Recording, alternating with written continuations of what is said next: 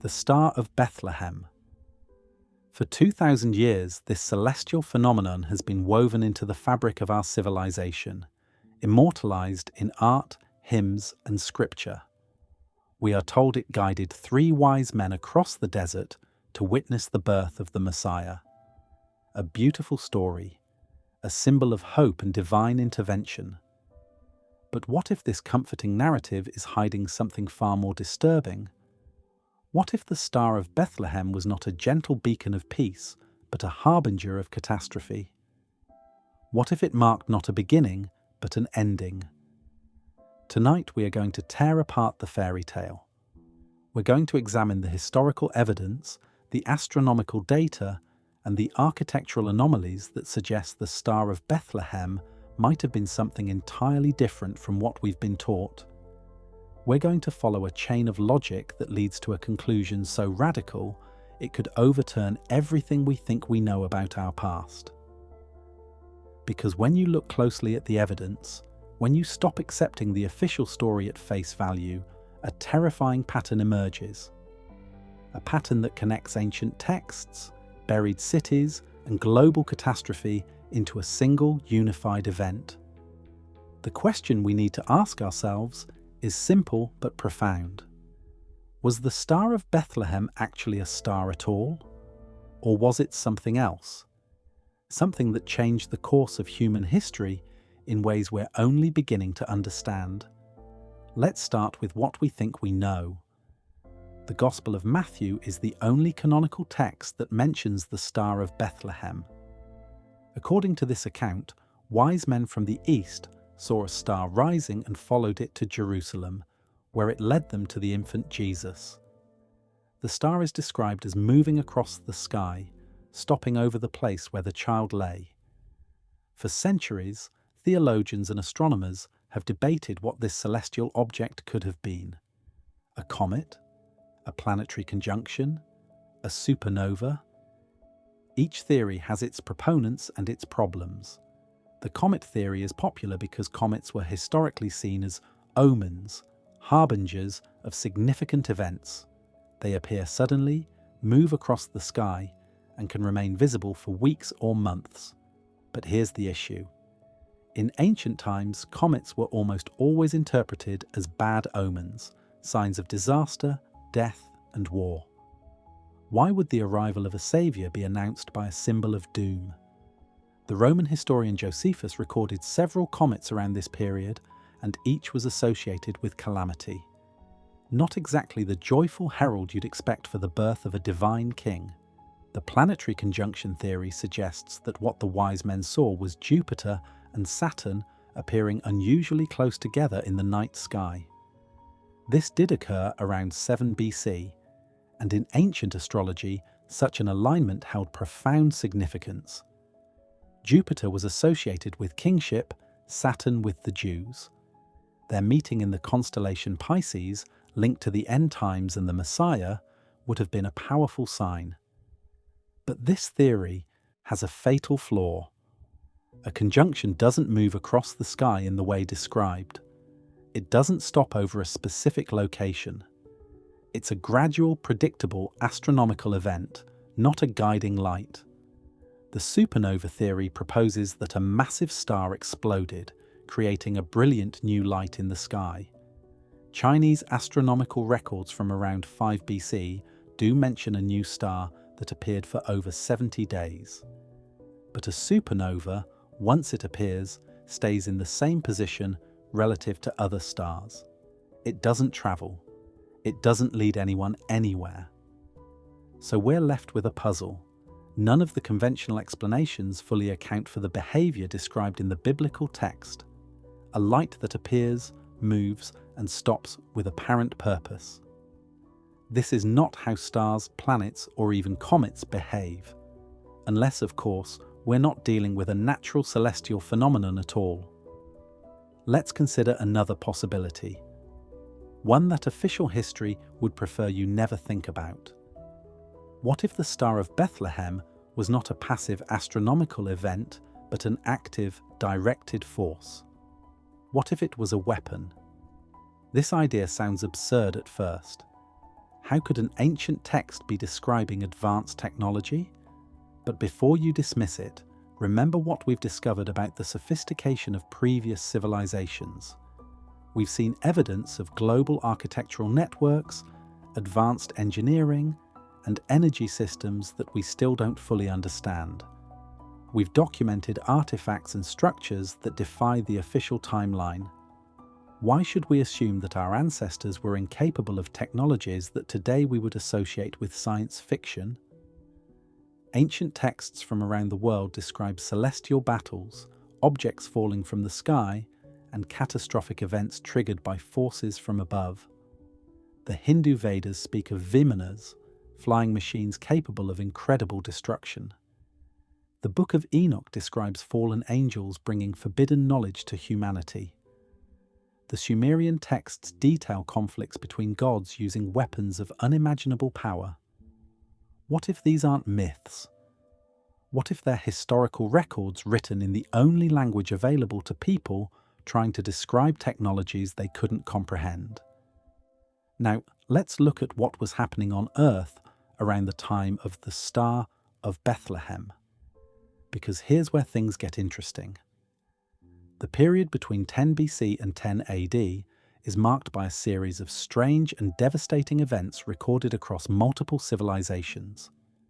Roman historians mention unusual celestial phenomena, earthquakes, and widespread famine. Chinese records document strange lights in the sky and social upheaval. Jewish texts from the Dead Sea Scrolls speak of a coming war between the sons of light and the sons of darkness, a cosmic battle that would reshape the world. And then there's the archaeological evidence. Cities across the ancient world show signs of sudden destruction around this period. Layers of ash, collapsed buildings, and populations that seem to have disappeared or been dramatically reduced. The official explanation is usually warfare, plague, or natural disaster. But the pattern is too widespread, too simultaneous. It looks less like isolated incidents and more like a coordinated global event. Here's where our investigation takes a darker turn. Let's examine the birth narrative itself with fresh eyes. The story tells us that King Herod, upon hearing of a newborn king, ordered the massacre of all male children under 2 years old in Bethlehem and the surrounding region. This event, known as the Massacre of the Innocents, is so horrific that many historians have questioned whether it actually happened. There's no mention of it in non-biblical sources, and for an event of such magnitude that silence is deafening. But what if the Massacre of the Innocents is a distorted memory of something even worse?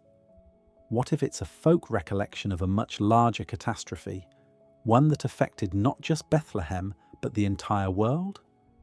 The sudden appearance of a brilliant light in the sky, followed by the deaths of children. Does this remind you of anything? It should, because we have modern analogues for exactly this sequence of events.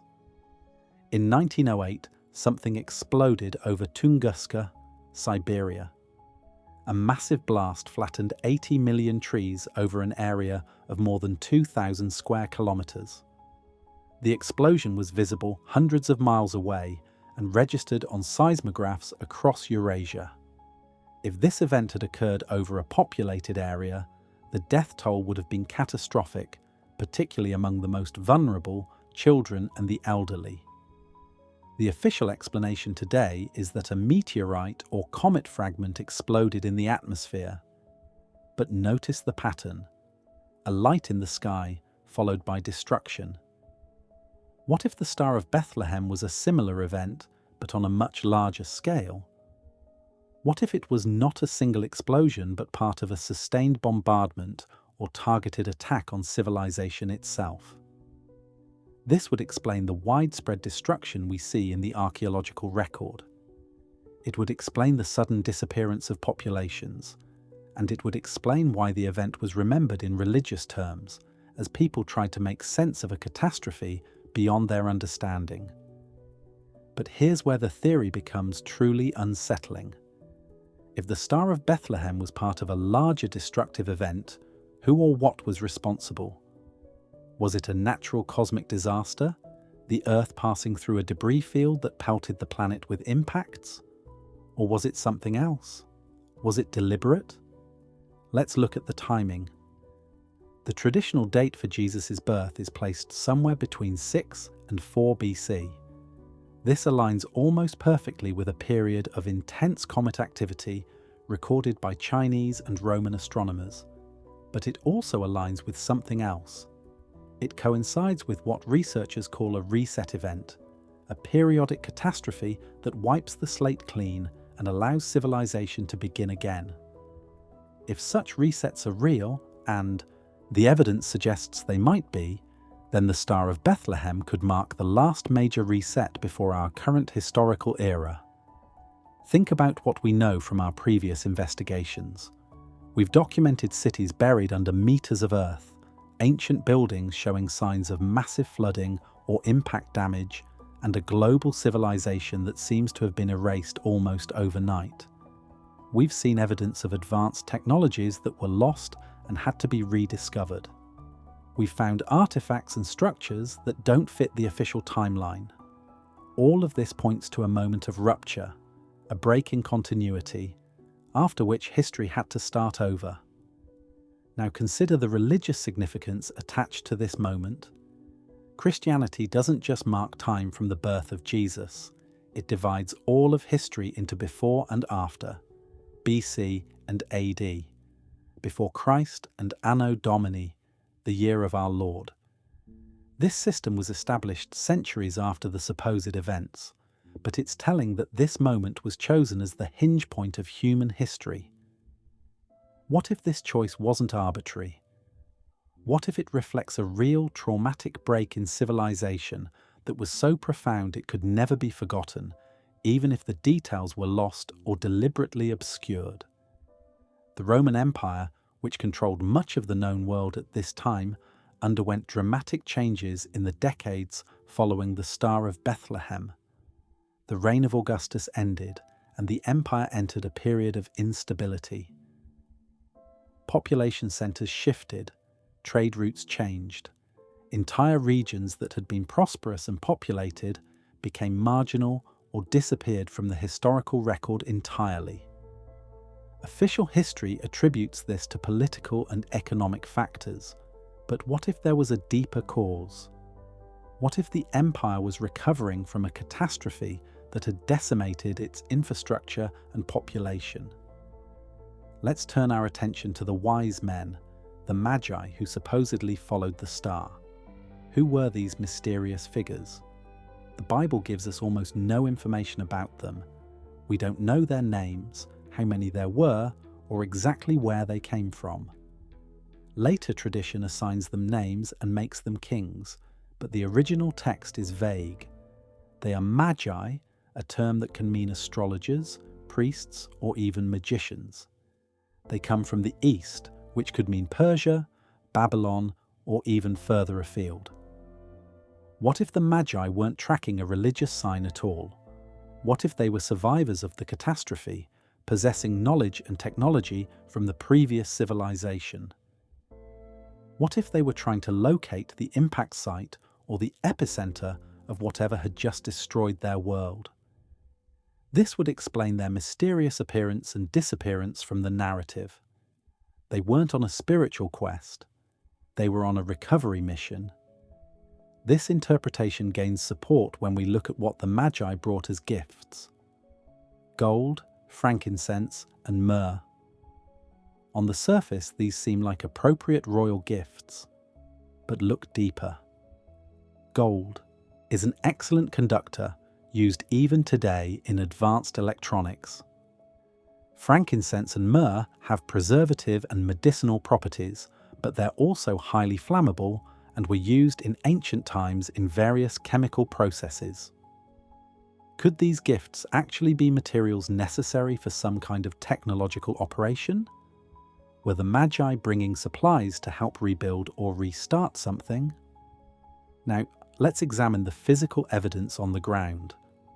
If a major impact or series of impacts occurred around this time, we should see traces in the geological and archaeological record, and we do.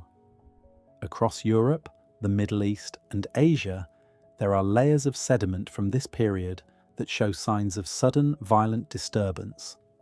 Ash layers, compacted earth, and what geologists call disturbed horizons, where the normal stratification of soil is interrupted by something catastrophic. In Israel and the surrounding regions, archaeologists have found evidence of widespread destruction around the turn of the millennium. Buildings collapsed, settlements abandoned, and a dramatic decrease in population that can't be fully explained by known historical events. The official story blames earthquakes or political upheaval, but the scale and simultaneity of the destruction suggests something far more dramatic. Here's where it gets even more interesting. If you map the sites of destruction from this period, a pattern emerges. The damage is not random. It's concentrated along certain lines and regions, as if something was targeting specific areas. This is not consistent with a natural disaster like an earthquake or plague, which would spread more chaotically. It looks more like the result of a directed attack, a surgical strike designed to destroy key centers of civilization while leaving others relatively intact. This brings us to one of the most controversial aspects of this investigation: the possibility that the Star of Bethlehem and the catastrophe it represents were not natural at all, but the result of an ancient war. A war not between nations or tribes, but between entire civilizations, or even between Earth and something from beyond. This idea appears again and again in ancient texts, but we've been trained to dismiss it as mythology. What if it's not? The Book of Revelation, the final book of the Christian Bible, describes a cosmic war in vivid detail. Stars fall from heaven. A great dragon makes war against the faithful. A beast rises from the sea. Cities are destroyed by fire from the sky. For centuries, this has been read as prophecy, a description of events yet to come. But what if it's actually history? What if it's a traumatized culture's attempt to record and make sense of what they had just lived through? Other ancient texts describe similar events. The Mahabharata speaks of weapons that could destroy entire armies in an instant, creating mushroom-shaped clouds. The Epic of Gilgamesh describes a great flood that wiped out humanity. The Popol Vuh of the Maya tells of multiple creations and destructions of the world. Native American traditions speak of stars falling and worlds ending. All of these stories share common elements: destruction from the sky, the end of an age, and the beginning of a new diminished era. What if all these texts are describing the same event from different cultural perspectives? What if the Star of Bethlehem, far from being a unique occurrence, was part of a global catastrophe that affected every inhabited region of the planet? This would explain why the story appears in so many forms across so many cultures. It wasn't a local phenomenon, it was the defining event of that era. Now, let's consider what this means for our understanding of history. If the Star of Bethlehem marks a reset event, then everything we think we know about the development of civilization needs to be reconsidered. The ancient world wasn't slowly evolving toward modernity. It was recovering from devastation. The technologies and knowledge we see emerging in the centuries after the event weren't innovations. They were rediscoveries. People were picking up the pieces of a shattered world and trying to rebuild. This explains so many of the anomalies we've documented in our previous investigations. The buried cities, the advanced engineering we can't replicate, the sudden appearance of complex societies with no apparent developmental phase. All of these make sense if we understand that our civilization is not the first, but the latest in a series. And the transition between the old world and the new wasn't gradual. It was violent, sudden, and catastrophic. The evidence for this interpretation is all around us, hiding in plain sight. Look at the architecture of churches and temples built in the centuries following the supposed birth of Christ. They're not just places of worship. As we've discussed before, They're sophisticated structures with properties suggesting they served technological functions. Domes that could act as resonators, spires that function as antennas, careful acoustic design, and precise mathematical proportions. These buildings are far too advanced for cultures that were supposedly just emerging from primitivism. What if these structures weren't built by the people we credit with building them? What if they were inherited, repaired, or partially reconstructed from ruins left by the previous civilization? This would explain why their construction methods are often a mystery, why we can't replicate them with modern techniques, and why the official timelines for their construction are so impossibly short. The Star of Bethlehem, in this context, becomes not a religious symbol, but a marker, a way of remembering when the old world ended and the new one began. The birth of Christ narrative may itself be a mythologized retelling of this reset, with the divine child representing humanity's rebirth after catastrophe. The idea of salvation, of being saved, takes on new meaning when you consider it might refer to physical survival rather than spiritual redemption. Here's the really disturbing part.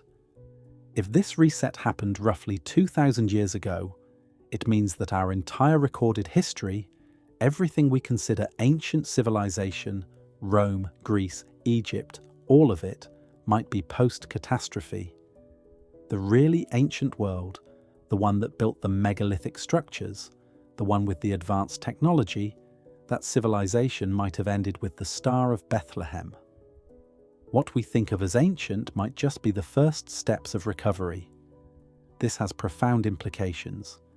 It means that when we look at ancient texts, we need to read them differently. When the Bible speaks of the world before the flood, when Greek myths describe a golden age, when Egyptian texts reference the time of the gods, they might not be talking about the distant past. They might be describing the very recent past, a world that existed within living memory but was destroyed so thoroughly that it seemed like ancient history. The silence of official academia on these questions is deafening. Why aren't we seriously investigating the possibility of recent global catastrophes? Why are theories that challenge the linear progression of history marginalized or ridiculed? The answer is simple. Because accepting this evidence would require rewriting everything. It would mean admitting that our civilization is much more fragile than we'd like to believe, that progress is not inevitable, that we could lose everything just as those before us did. Let's return to the specific mechanisms of destruction. If the Star of Bethlehem was indeed a weapon or catastrophic event, what would its effects have been? Based on the evidence we can gather, we're looking at multiple simultaneous impacts or explosions across the planet. These would have generated massive shockwaves, seismic disturbances, and atmospheric disruptions. Dust and debris thrown into the atmosphere would have blocked sunlight, causing crop failures and famine. The breakdown of social order would have been immediate and total. In the aftermath, survivors would have emerged to find their cities destroyed, their infrastructure gone, and their populations decimated. Without the knowledge to maintain the complex systems of the previous civilization, technology would have been lost within a generation. Writing systems might have been preserved, but the understanding of what was written would fade. Magnificent buildings would remain, but the purpose they served would be forgotten. The survivors would do what survivors always do. They would tell stories. They would create myths to explain the unexplainable. And over time, these stories would become religion. This is exactly what we see in the historical record. The centuries following the Star of Bethlehem are characterized by social collapse, population decline, loss of literacy, and technological regression across much of the world. Rome, which had reached heights of engineering and organization, began a long decline. Knowledge that had been common became rare. Skills that had been widespread were concentrated in small groups. The common people became more superstitious, more reliant on religious authority, to interpret a world they no longer understood. The rise of Christianity in this context takes on new meaning. It wasn't just a spiritual movement, it was a reorganization of society in the wake of catastrophe. The church became the preserver of knowledge, the maintainer of what little remained of the old civilization's wisdom. But in doing so, it also controlled that knowledge, decided what was acceptable to know and what must be hidden or forgotten. Is it a coincidence that so much of early Christian theology focuses on apocalypse, on the end of the world, on judgment and destruction? Maybe the early Christians weren't prophesying about the future. Maybe they were processing trauma from the recent past. The book of Revelation might not be a warning about what will happen. It might be a testimony about what did happen, encoded in symbolic language, because the literal truth was too terrible to speak plainly. Now, let's address the question that's probably been forming in your mind. If all of this is true, who benefits from hiding it? Who decided that the Star of Bethlehem should be remembered as a gentle miracle rather than a catastrophic weapon? And why? The answer brings us back to control. A population that knows its history, that understands it has survived catastrophe before, is a population that might question authority. They might ask, if it happened before, could it happen again? And if so, what are you doing to prevent it? More dangerously, they might ask, who caused it? And are they still here? By transforming the event into religious mythology, into a story of divine intervention and miraculous birth, the traumatic reality is diffused. The star becomes a symbol of hope rather than a reminder of vulnerability. The birth of Christ overshadows the death of the old world. And most importantly, the narrative becomes about faith rather than facts. You're not supposed to question it, you're supposed to believe. This technique, transforming historical catastrophes into religious or mythological events, is used repeatedly throughout what we think of as ancient history. The Great Flood becomes Noah's Ark. The destruction of cities becomes Sodom and Gomorrah. Volcanic eruptions become the wrath of gods. In each case, the natural or technological reality is obscured behind a supernatural explanation. This isn't accidental. It's a pattern, a deliberate method of controlling information and shaping collective memory. But evidence has a way of persisting, even when it's been buried or reinterpreted. The truth leaves traces. And those traces are what we've been following throughout this investigation. The buried cities that shouldn't exist. The advanced engineering we can't explain. The global patterns of destruction. The sudden breaks in the archaeological record. All of these pieces fit together once you understand that human history is not a steady climb from primitive to advanced, but a cycle of rise and fall, creation and destruction. The Star of Bethlehem, then, is not just about one event in one place 2,000 years ago. It's a marker, a signpost pointing to a truth we've been conditioned not to see. It represents the moment when our current cycle began, when the slate was wiped clean and humanity started over. And if we're in a cycle, that means it could happen again. This is perhaps the most important and unsettling implication of our investigation.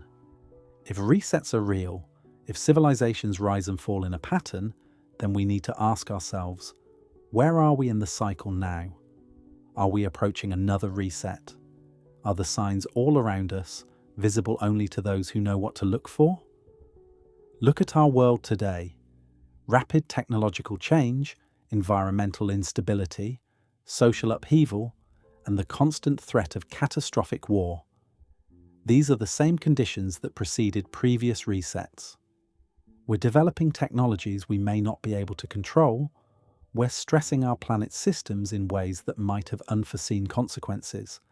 And just like those before us, we're convinced that we're at the pinnacle of civilization, that progress is linear and irreversible. But history, real history, suggests otherwise. Every civilization that has fallen believed it was invincible. Every advanced society that collapsed thought it was too sophisticated to fail. And yet, the cycle continues. The question is not whether another reset will happen, but when, and whether this time we'll be prepared. The Star of Bethlehem may have been the last reset, but it won't be the final one. The evidence suggests these events occur with some regularity, possibly every few thousand years.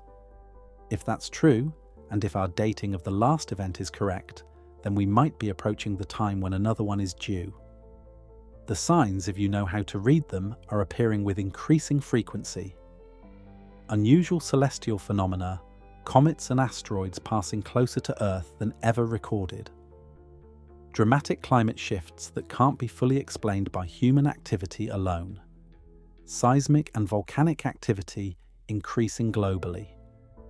And perhaps most tellingly, a sense of instability, a feeling shared by people across cultures that something fundamental is changing, that we're approaching a threshold.